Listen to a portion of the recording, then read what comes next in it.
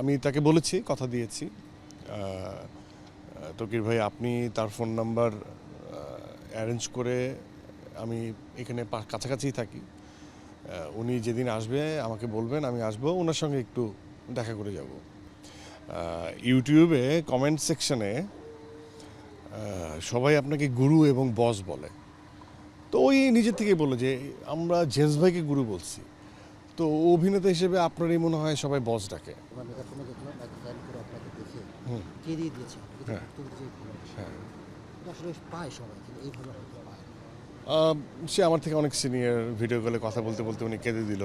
আমার কাছে মনে হয় যে আমি খুবই ব্লেসড।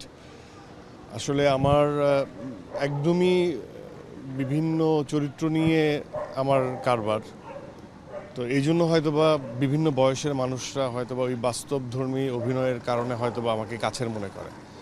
সো আমার মনে হয় যে কোনো না কোনো এক সময় যখন শুরু করি, তখন এই যে ভাবনাটা ছিল আমার, যে ডিফারেন্ট ডিফারেন্ট ক্যারেক্টার পোর্ট্রে করব, তখন নিজের প্রতিও একটা সম্মান কাজ করে যে আমি আসলে ভুল ছিলাম না। আর একজন মানুষ কথা বলতে বলতে কেঁদে দিলে আমিও খুব ইমোশনাল হয়ে যাই।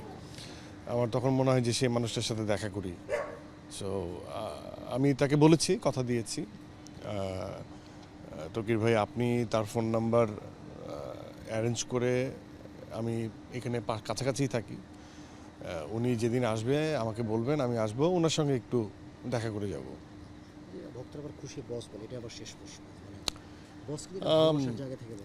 হ্যাঁ, মানে আমি তো সবসময় চাই যে আমাকে একজন মানুষ অ্যাক্টর বলুক, অভিনেতা বলুক, এবং এখন ফিল্ম করছি ওয়ার্ল্ড ওয়াইডই, গ্লোবালি মানুষকে সব সময় ফিল্ম অ্যাক্টরই বলে, মানে চলচ্চিত্র অভিনেতাই বলে। আমাদের এখানে এই টার্মটা প্রচলিত, হিরো, এই হিরো আসছে। তো এই জন্যই আমি বলি যে একটু দেখবেন ভেবে যে ফিল্ম হিরো কিন্তু নাই কোনো টার্ম কিন্তু ফিল্ম অ্যাক্টর। তো এই জন্য আমি হিরোটা খুব বেশি একটা পছন্দ করি না। আমি সারা জীবন অ্যাক্টর হয়ে থাকতে চাই, অ্যাক্টর হয়েই আমার জানি মৃত্যুর আগ পর্যন্ত যিনি এই কাজটা করে যেতে পারি। আর বসের জায়গাটা হচ্ছে, এটা ভালোবাসার একটা ডাক। আমরা যেমন শুনছি জেমস ভাইকে সবাই গুরু বলে। সো আমি অনেক আগে যখন এই এই এই প্রচলনটা শুরু হইলো যে সবাই আমাকে গুরু বস বলতেছে, তখন আমারই এক ছোটো ভাই ডিরেক্টর আমাকে বলল যে ভাইয়া, ইউটিউবে কমেন্ট সেকশনে সবাই আপনাকে গুরু এবং বস বলে। তো ওই নিজের থেকেই বললো যে আমরা জেমস ভাইকে গুরু বলছি। তো অভিনেতা হিসেবে আপনারই মনে হয় সবাই বস ডাকে।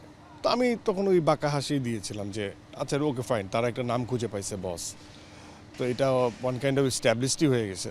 সো আমি যে এনজয় করি না তা না, বাট আমার কাছে মনে হয় যে এই ধরনের বিশেষণের ঊর্ধ্বে অবস্থান করা উচিত। এটা ভালোবাসার বহিঃপ্রকাশ, অবশ্যই আমি এটা সাদরে গ্রহণ করে নিই এবং আমার বেশ শুনতে ভালোই লাগে। Thank you sir.